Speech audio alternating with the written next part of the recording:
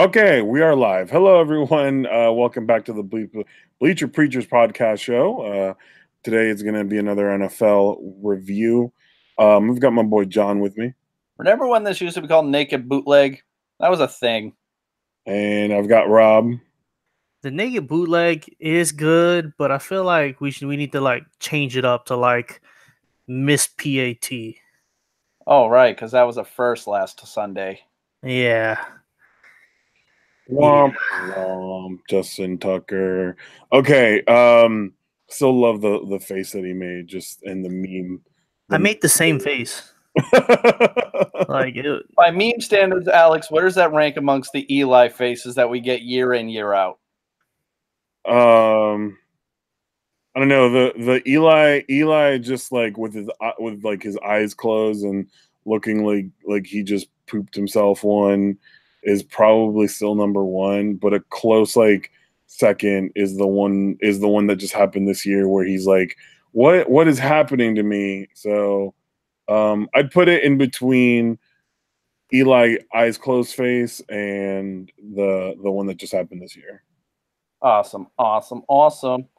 So, last week, fellas, week 7, we're starting to get into that midpoint where teams got to start figuring this shit out. Alex, what stood out to you about week 7? Anything in special, important, noteworthy you didn't like? I think for me, it has to be the fight of the Carolina Panthers. Honestly, to be down 17-0, started the fourth quarter. I actually watched the replay of that game last night. I mean, honestly, they scored 21 points in 10 minutes. That doesn't happen every day in the NFL. So the fact that they did it and shut out, I mean, they shut out the Eagles in the second half, just completely not surprises me, but just impressive and shows that anything can happen any given week in this league, and I loved it. So not only because I'm a Giants fan and I definitely wish the worst for the Eagles, but just because it was a really impressive way to play. And I was watching bits and pieces of it while I was watching other games on Sunday, but definitely just a great performance by the Panthers. And Cam Newton said it best. He said, it was a team win, yada, yada, yada. Of course it was, but at the same time, he quarterbacked them back to a win. So got to give him credit where credit is due. I mean, that was a very peculiar game for the Eagles because they were celebrating at the start of the fourth quarter, and to give up a 17-point lead at home, that's in the inexcusable range. So Philadelphia's got some things to figure out here in the next couple of weeks because that NFC East is going to be a rough division coming out, and they know they're better than this. There's no reason for them to be this bad, but I ain't mad at it. They got their stupid trick play. You still holding on to some hatred there, buddy? Little salt, just a little bit.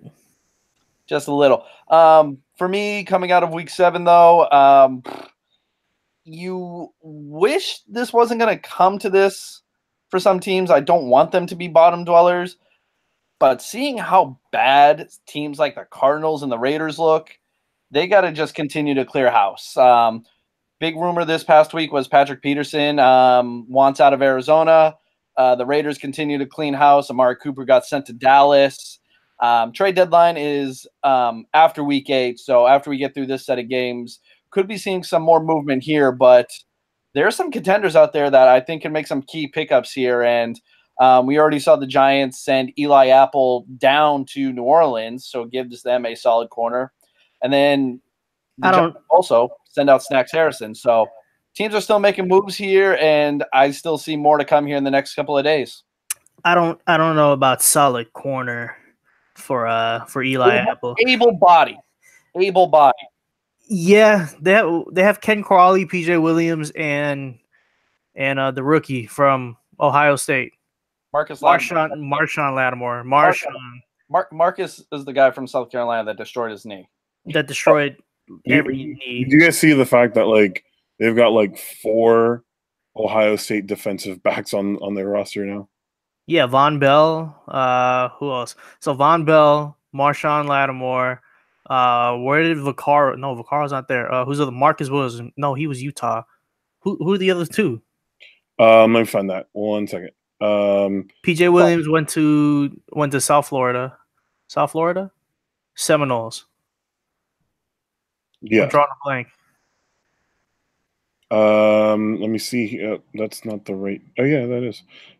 Florida State. That's where PJ Williams went to. I was like, South Florida. No, SF. Dennis Allen, who probably doesn't get any play. No. That's the defensive coordinator. I'm sorry.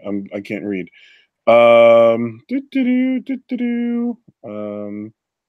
Marcus Davenport. He's a defensive end, right? And I thought he went to NDSU. No, he went to Texas San Antonio. Dang it. Okay. Let me see here. Mm-hmm. Oh, we have hit a standstill. We've hit a standstill in our research game. Fire the stats guy. Well, while Alex continues to look that up, the Saints definitely need some secondary help. They've definitely regressed from how well they looked last year. So that's where I think Eli Apple can at least bring them some help, because I think something's better than nothing. So, but I think that also speaks volume that Patrick Peterson's price tag probably is going to be too high for any team to really jump for right now. He's a quality corner. But if you're expecting a first round pick, like, not for Patrick Peterson, not now. Kurt Coleman also went to Ohio State, by the way. Yeah, that's the one. Kurt Coleman, and then there's one more. Sorry. I mean, Michael Thomas went to Ohio State, but he's not a DB. But yeah, so the price is too damn high for Patrick Peterson. If they're expecting a first round pick, that's not going to happen. He's come out and said that he wants to finish out his career in Arizona. So it's really going to be interesting what happens this offseason, because this is the Arizona team that cut Tyrann Mathieu because of money issues and then went out and signed Sam Bradford for $20 million a year. This team has had a lot of issues offensively, not using David Johnson right, trying to move on to Josh Rosen. There's going to be a lot of changes. Larry Fitzgerald might end up being cut, being a free agent. Patrick Peterson might end up being cut and being a free agent. One guy that is going to be interesting is Chandler Jones. Where is Chandler Jones going to go? Because Chandler Jones is on a big contract. He's going to be somebody that is a difference maker on the edge, and that's going to be somebody that might fetch a second or a third round pick or a fourth, a couple fourths here in this draft and next year's draft. Like, you can get value for Chandler Jones. So that's a name that I think is more likely to move than Patrick Peterson. Yeah. So just to wrap this up and put a bow on it: Eli Apple, Von Bell, Kurt Coleman, and Marshawn Lattimore. That's the point. Eli Apple, the incoming Eli Apple is the Ohio State. What's going to be crazy is people that are listening to this are like screaming at their phone or computer, like, you've said his name over and over and over. Well, Eli Apple's not really that good. Yeah, well, in all honesty, if I'm Drew Brees, I am jabbing those 4 players and Michael Thomas till the end of time. Okay, so I think that does it for me. Rob, you have any point you want to make about this prior week? It was a great day at the bookies. Worst day in book history. All of the favorites hit. There was money to be made. There was money that was made. So, kind of a good week.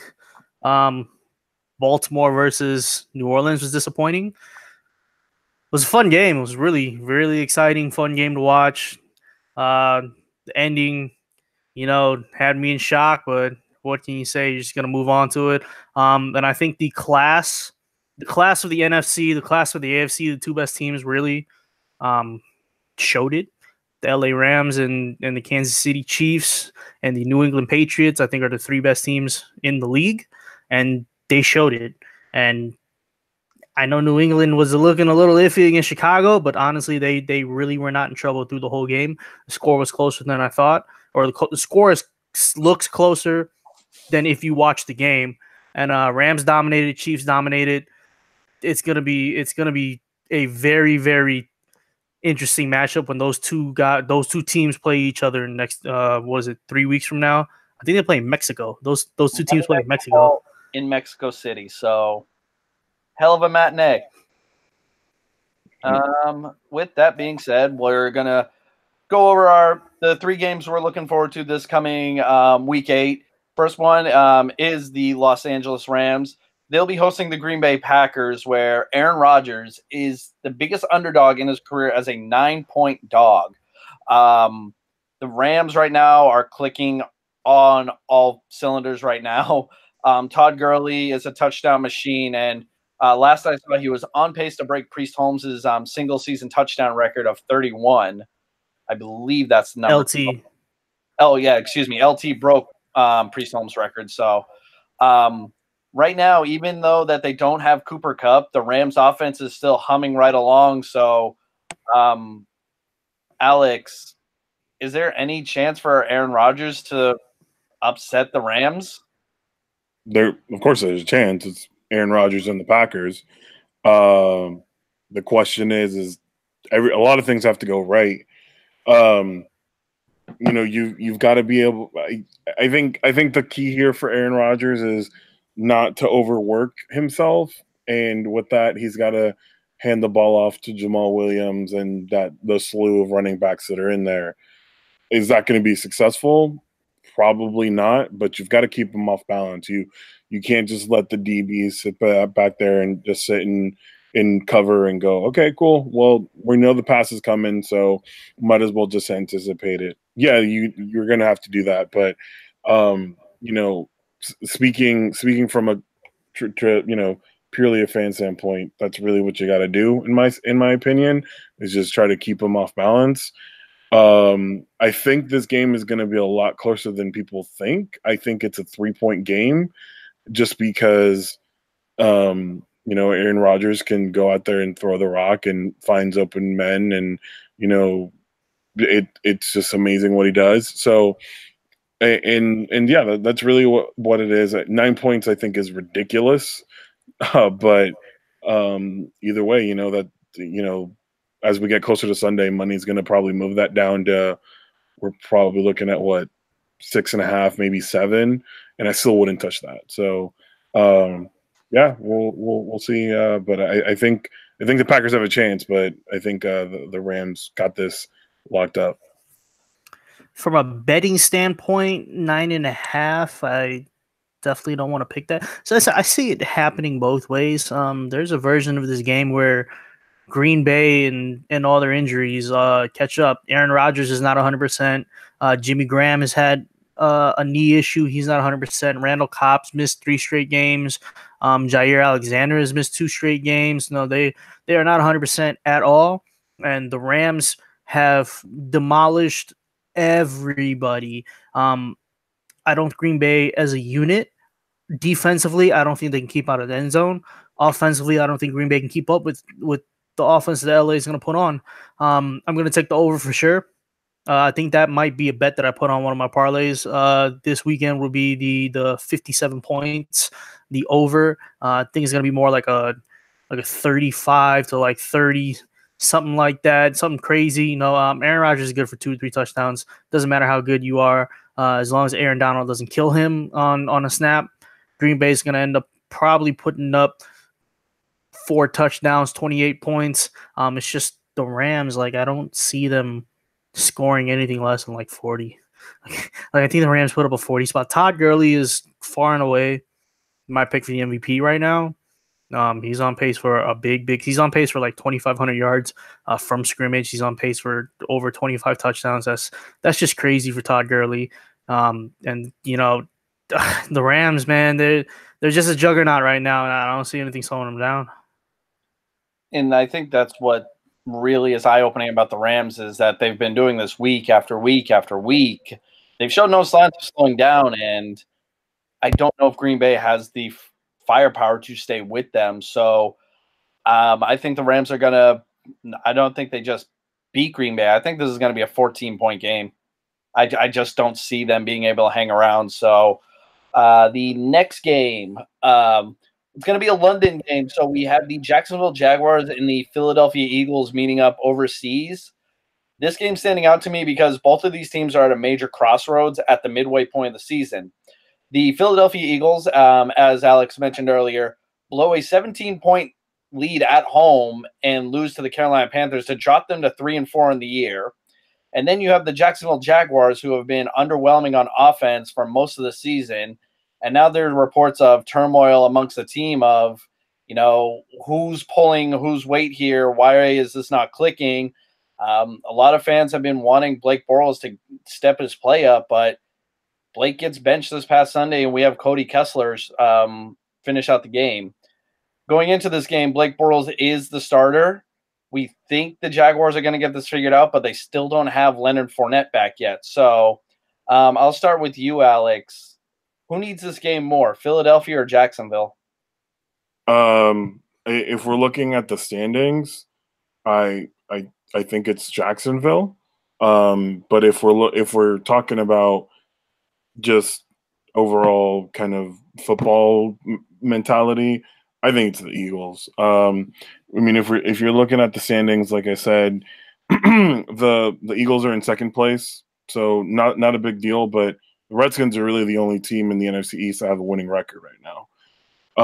And if you're looking at the AFC South, right? They're 3-4. The Texans are 4-3. So, I think now 5-3 actually, since they just wrapped up a win against the Dolphins. So, anything more of a deficit for both teams sucks. But I think definitely still Jacksonville's going to need that on the record. Like John kind of said earlier, the NFC East is just bad. Still a chance there for Philadelphia. I definitely want the Eagles to just kind of come out there and use their wide receivers like they have been. I feel like they got away from that in the second half of the game against the Panthers. Is they weren't throwing Alshon Jeffrey, Nelson Aguilar, and Zach Ertz is always going to be there. So that's really what I think needs to happen for them to beat the Jaguars in the official home of the NFL in England, Wembley. Well, wait, are they playing at Wembley? Because I know last year they can't even tell you. That's it for me. I think that's what they got to do.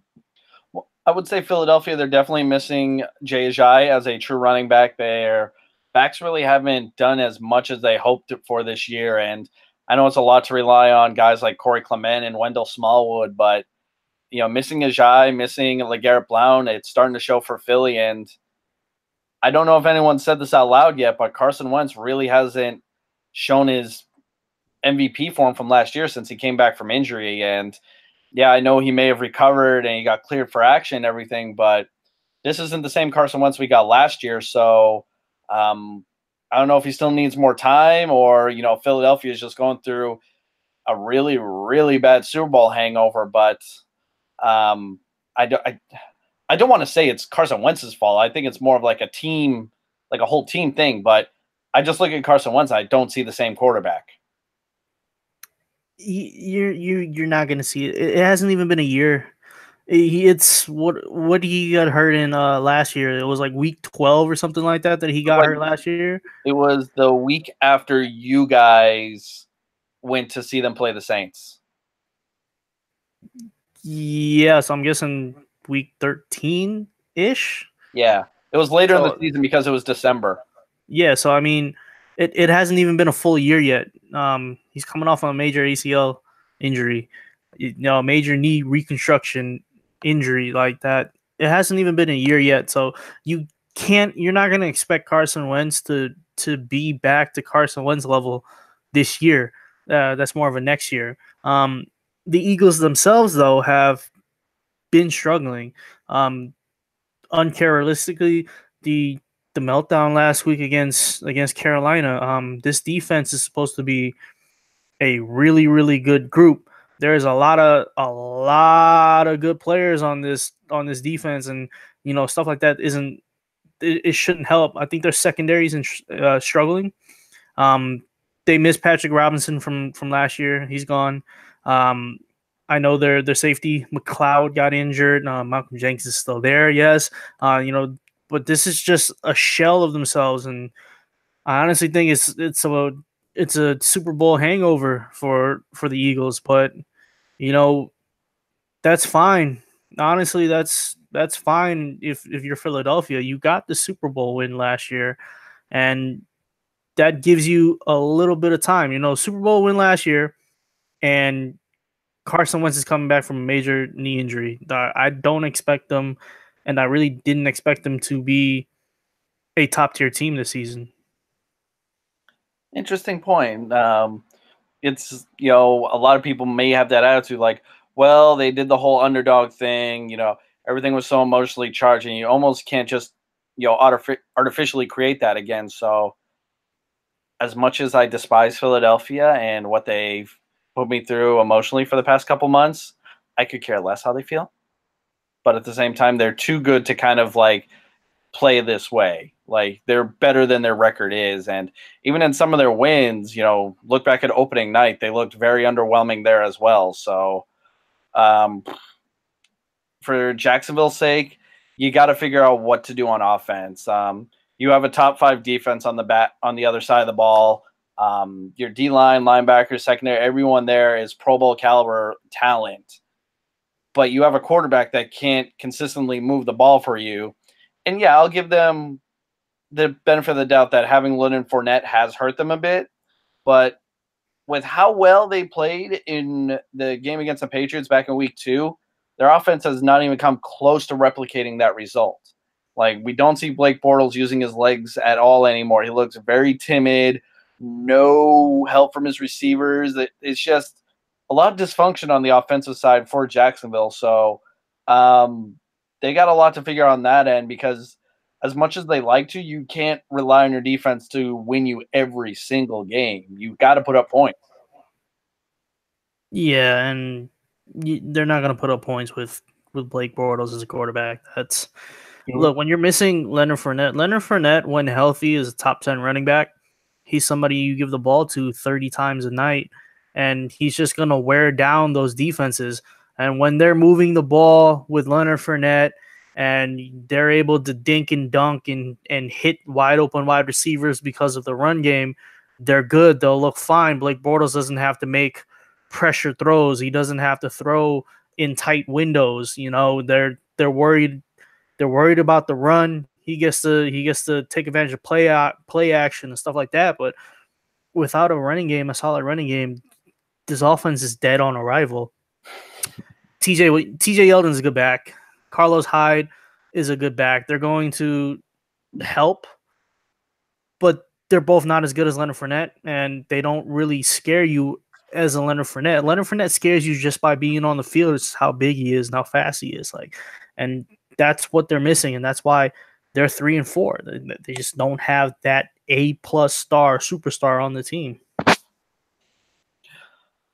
Moral of the story is someone needs to get their head out of their ass, and hoping that it's going to be the team that thinks they're better than they should be. So one way or another, one of these teams is going to be 3-5 when they really shouldn't be. The last game we're going to bring up here is another playoff rematch. The New Orleans Saints are going back up to Minnesota after the Minneapolis Miracle, where Marcus Williams thought he could tackle with his head down, leading to Stephon Diggs scoring the game-winning touchdown. The core of both of these teams still pretty much intact, outside of Minnesota now having Kirk Cousins at the helm. Recently, though, we've seen a better Minnesota offense, but they've been without Dalvin Cook now for a couple weeks. The Saints coming off a tough win in Baltimore. New Orleans right now sitting at 5-1, one of your contenders in the NFC.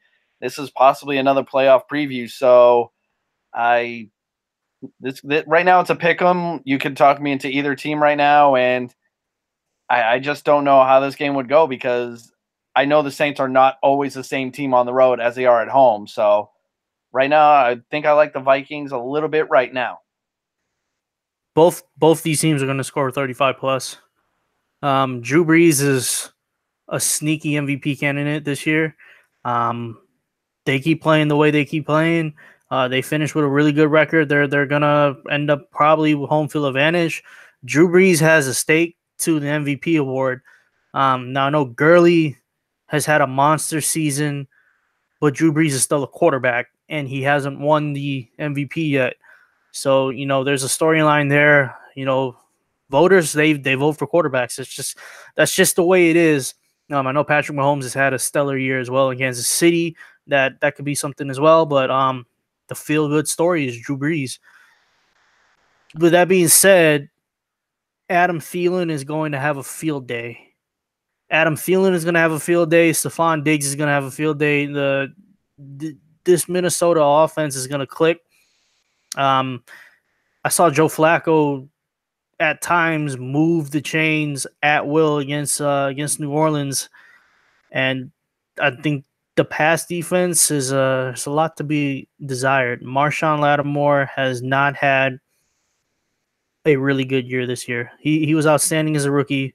This year he's been struggling, and Thielen has pretty much come out of nowhere and established himself as a top 5 wide receiver.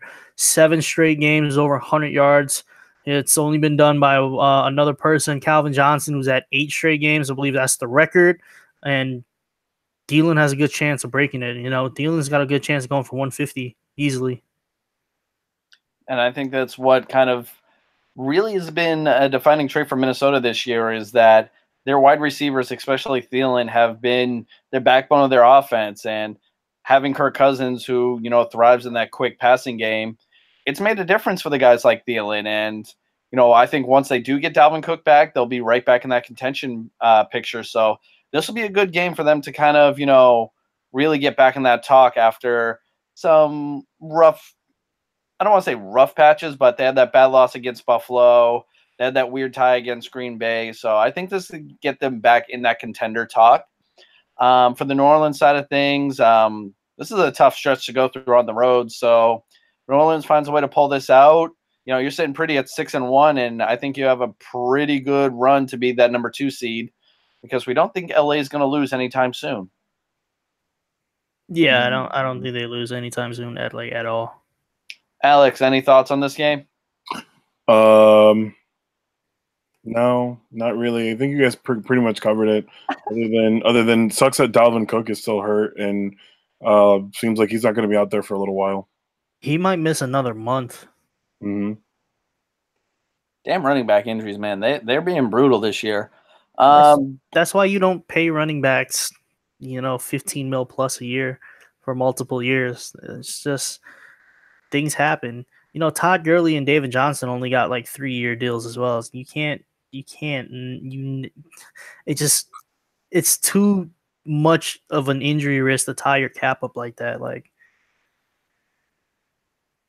it's that's the thing. Just with the way the league has been going, just not only financially, but how running backs are used. Sometimes these guys you can just go in and plug in and go find a guy that's been sitting in free agency or one of those undrafted free agent guys. I'll use the Ravens, for example. Where the hell did your running backs even come from?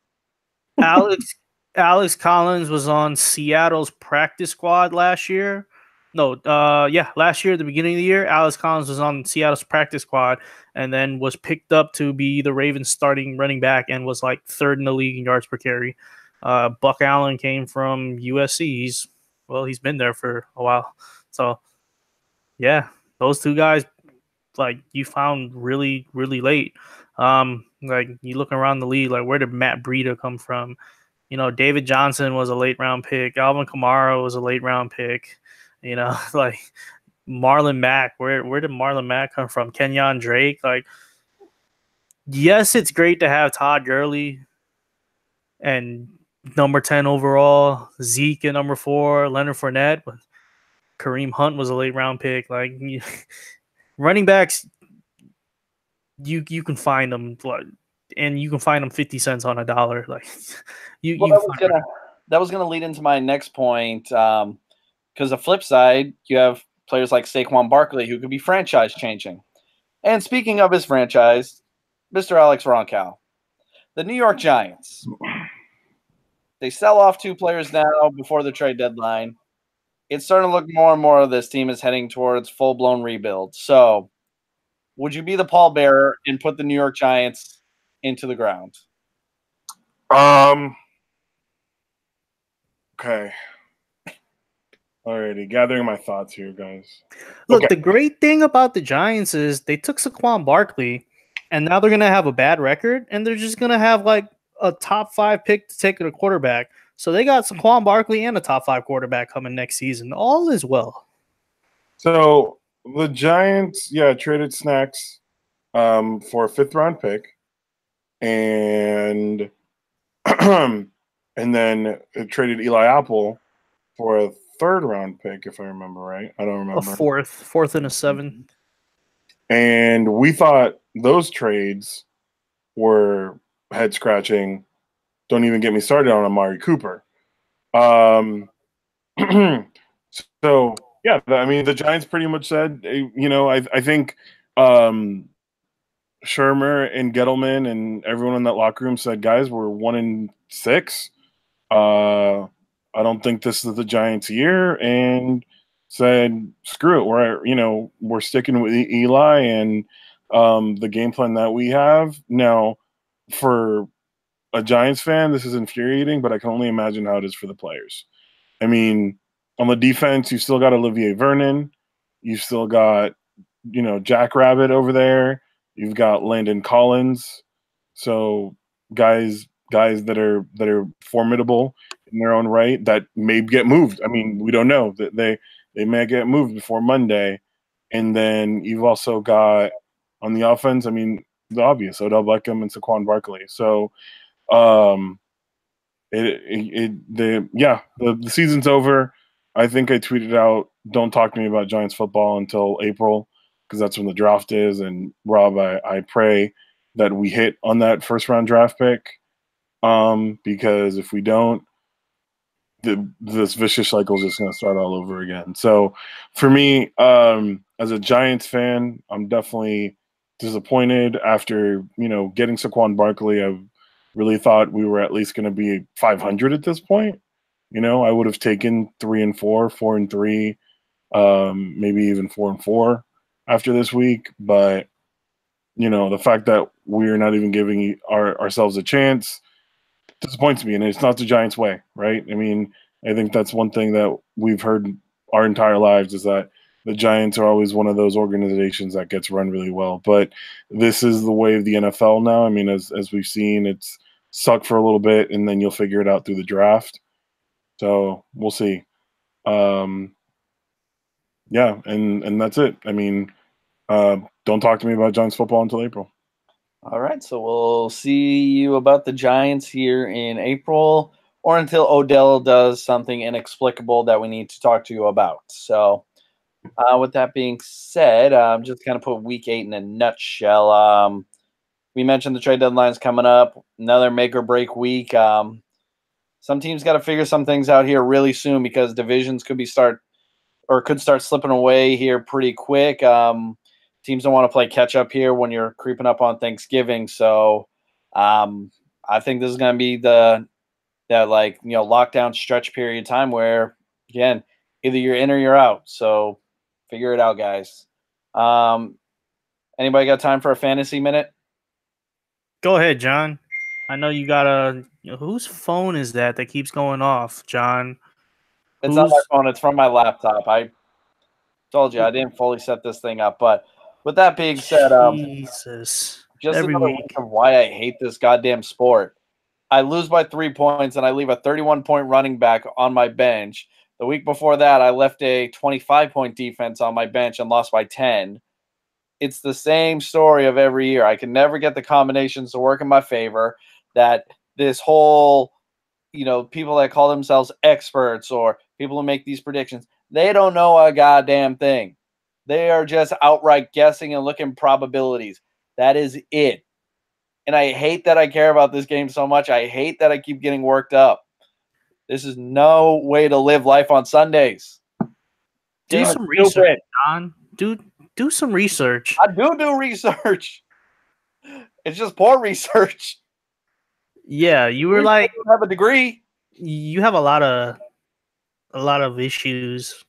There when Devontae Freeman got hurt, and then like you were like, yeah, I picked up Devontae Freeman's replacement, and I was like, that's Tevin Coleman.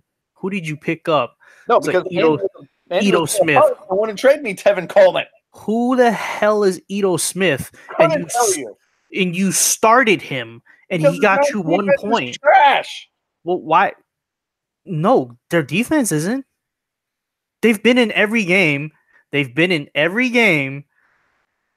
they've been in what 4 overtimes? Like, remember what the Bucks were doing earlier in the season with Fitzmagic and whatnot? They were in that game against the Bucks. The game against the shitty team that wears yellow, Pittsburgh, that went into overtime. Yeah, like come on, like the Browns aren't bad on defense. They just need to really get things together. They're like 2 years away from being 2 years away. That's the Browns. That's why I went and got myself Nick Chubb while I could, because I need some kind of saving grace here. If I can just find a way to sneak into the goddamn playoffs, that's all I need. I mean, John, you're like 2 and 4, 2 and 5, 2 and 5. John, you're not sneaking you're not sneaking anywhere, John. You need to like rumble into the playoffs. Like you cannot sneak. I can do it again. Look, I mean, he really only needs like 2 more wins in order to be eligible for the playoffs. Because I'm 5-2. Yeah, because I have the top 8 teams making the playoffs in our league. So you're lucky that it's the top 8 teams. The thing is, John, finishing last, and you're not in last place technically because somebody else is 2 and 5 in our league. But if you lose to him, which is funny because that other team that's 2 and 5, I actually helped put their roster together. So in reality, I'm like 4 and 10. That's right. You know, if he comes in last place, you have to pay dinner. That's probably going to end up being cool. That's more than likely going to be the scenario. You're paying dinner. Someone's got to come find me out here. Oh, crazy. I couldn't I picked a poor time to relocate and like restart my career while football was starting because I couldn't do as much research as I wanted to. I went to that draft so green that I'm still mad at myself for not applying myself more. But with everything else that was going on, I'm like, what am I doing? Yeah, me and a couple of members of our fantasy football league decided to like try and figure out what the hell went wrong with your team, and it was just like everything. Why did he draft this guy there? And why did? Because like you picked Devontae Freeman in the 2nd round, and the pick after Devontae Freeman was Kareem Hunt. A lot of mistakes being made. Everybody looks perfect in hindsight. Like, okay, but I'm taking Kareem Hunt over Devontae Freeman. Okay, that's like Kareem Hunt was going to be leaned on a lot because you got a rookie quarterback. The Chiefs' offense is good, yes. And then you look at Devontae Freeman; he's splitting time with Tevin Coleman, and he had injury issues last season as well. So I mean. That's what I'm saying. You're looking in hindsight. If we're going to be looking at that, it's like look at all the quarterbacks taken before Pat Mahomes. I took Pat Mahomes. That's what I'm saying. In reference point, everyone looks great 8 weeks in because now you can say, "Oh, pick should have been here. Pick should have been there." Like that's why daily fantasy is a thing now, so you don't get worked up like I do. So hold on. Yeah, but I took Pat Mahomes. I know, and I'm using that as a reference. And I took 2 contingency plans before I took Pat Mahomes. I took Matt Stafford, who is a fantasy football quarterback. He's not a franchise-altering game winner. He's a fantasy football quarterback. That's what Matt Stafford is. So I took him. I took Jimmy Garoppolo, and I took Patrick Mahomes. I took 2 risks and 1 guy there. Contingency plans. So hold on. Before John, let's look at your team. Do you pick up Kenjon Barner this week? Okay. So John just decided to. What do you think? Do you think you should pick up Kenjon Barner? No, James White is very underrated. James White. I like James White. I traded James White away because it ended up getting me Kareem Hunt back in that deal. It was a really big deal, but James White is very underrated. Very good pass catcher. He's not going to run the ball. At this point, you might as well make James White a wide receiver but his skill set and what he does and what it's an extension of the running game is what the Patriots kind of tell themselves is, look, could we do a 4-yard run or can we just split James White out and we just pitch the ball to him? Same thing. Like it's an extension of the running game. I would stay away from all New England running backs unless his name is James White or Sonny Michel. But Sonny Michel is having injury issues and stuff like that. So I probably don't even touch Kenjon Barner. Don't. So with Marshawn out, is it Jalen Richard or is it Jalen Richard is probably somebody you want to pick up. I like Jalen Richard better than I like Doug Martin. I actually am going to, you guys go ahead and talk. I'm going to go sign in right now, and I'm going to go see if Jalen Richard is actually available. We'll see about that. Everyone's racing to their app. Come on. Players, running back. Damn it. What happened? Is he not available? Ha! Is Jalen Richard? He is. But I've got good running backs on my. Yep, he's available. I'm actually going to pick him up. I am picking up. You don't have to do waivers. Wait, yeah, he got picked up. No, he's not on. That's Daryl Richardson. John picked him up. Oh my god! I just can't. Wow. John. Wow. You know what's crazy? Hold on. I have 1, 2, 3, 4, 5, 6, 7, 8, 9 guys on my team I had to get via the fantasy wire. Shit. That's not good. No. At all. Terrible GM. All right, so Jalen Richard. I think Jalen Richard is going to be what Tariq Cohen has been with the Bears. That's what Jalen Richard is. Now that Jalen Richard's not going to get – he's not going to pull out like 25 rushes for 125 yards and 2 touchdowns, but he might get a touchdown in the air and he might get a touchdown on the ground. I like Jalen Richard. The thing is, he plays for Oakland, and Oakland is really dysfunctional, so you don't know, but I like Jalen Richard. Yeah, me too. I like him as a potential guy to pick up off the waiver wire now that Marshawn looks like he's going to miss in some time. Now, John's not going to start him this week. John's not going to start Jalen Richard this week, and Jalen Richard's going to score 20 points. Another guy that I definitely, if you guys are listening to this, maybe see if he's available in your league. If you've got an IR spot available and don't have room on your bench, Elijah McGuire for the Jets. Bilal Powell, as we all know, probably suffered a really bad injury, and Elijah McGuire, when he comes back, is going to be that backup to Isaiah Crowell, probably. And Elijah McGuire is actually, in some facets, better than Isaiah Crowell. They're going to use them both the same. Elijah McGuire probably has more home run threat than Isaiah Crowell. I think Isaiah Crowell is probably going to see the majority of the carries, but Elijah McGuire is a good shout if you need a good flex option. Pick up the Patriots defense. They're playing the Bills. Mm-hmm. Honestly, like, you should be playing whoever's defense is going against the Bills. Just pick them up every week and start that defense. Mm-hmm. Totally. No, yeah, you're completely right. I mean, their quarterback this week, is it Derek Anderson again? It might be. It might be Nate Peterman. It might be Derek Anderson.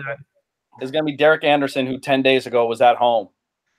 Exactly. So play the Pats defense against Buffalo. Whoever the Cardinals are playing this week, play that defense. Yeah. Christian Kirk is good. He's not a game changer. Larry Fitzgerald doesn't have that game-changing presence that he was. Wow, was that 10 years ago? Yeah. Oh my God, that was 10 years ago. 2007, 2008, 2009. Jesus, that was 10 years ago when Larry Fitzgerald was wrecking the league. Yeah, all right. Then David Johnson has been a shell of himself. I don't know. They fired their offensive coordinator. The Cardinals did. So it's Byron Leftwich. Byron Leftwich from the Jacksonville Jaguars, famous for being carried by his offensive lineman at Marshall, is now an offensive coordinator. Oh, the offensive coordinator is Byron Leftwich, huh? All right. Byron Leftwich, hell of a talent. His crazy arm, athletic until a little bit in his later years where he got a little pudgy. Hell of an arm, rocking arm. Byron Leftwich, one of those guys like that just had so much potential, it just didn't get into that next level. Okay, cool. So let me. Is that it? I think we've gone on about fantasy long enough. Stupid game. Okay. Can't wait. Patrick Mahomes and Kareem Hunt going to carry me this week. Also, I just picked up Madden 19, guys, and long shot mode was way too short. I feel like they need to make that longer. So short shot. Exactly. I didn't buy Madden this year. Burned out on the game. I spent so much time the past 3 years playing Ultimate Team. Ironically, when a Steeler becomes the cover athlete. I mean, I guess. I bought it when Brady was the athlete, and I don't particularly care if it's Tom Brady. Bought it when Gronk. Yeah. All right, guys. Well, hey, time to wrap it up here. Appreciate you guys listening. Make sure to follow us on Twitter, Instagram, Facebooks. Also, find us on iTunes, Stitcher, Google Play, and SoundCloud. We're on all those. Follow the show's Twitter, Bleacher Preacher Podcast. No, Bleacher Preacher Pod. That's what it is. Bleach Preach Pod. Thank you. Bleach Preach Pod. And then my Twitter is RonCal33BPP. Rob's is Rob_BPP. Jonathan. At Jonathan_R. Send him fantasy football advice. He needs it. We're just going to get you in contact with Matthew Berry and just be like, right. Go with my team. I'm not trying to be shamed by some fake analyst of any kind. That's what I mean. No one is an expert. No, nobody's an expert. We're done with this, Jonathan. We're done. I'm not. Nobody's an expert, but there are people, i.e. John, that are just horrible at fantasy football. But I never claimed to be an expert. Yeah, well, you don't have any claims of being good either, so that's probably why. No, in all fairness, I focused more on the carne asada and the guacamole than the actual draft itself. You ran the draft board. I know, and I was eating half the time too. You cannot lie. That was good food. Oh, it was great food. Thank you, Mario's wonderful family, for hosting. Yes. Okay. So, guys, we'll be back a little bit later with another NBA show. We are also going to do another NFL show. And watch these on YouTube if you're so inclined. Alex, does hockey even exist anymore? Hockey exists because the Bruins have probably the best line in hockey, or what? I meant for the show standpoint, not literally. Oh, I mean, yeah, I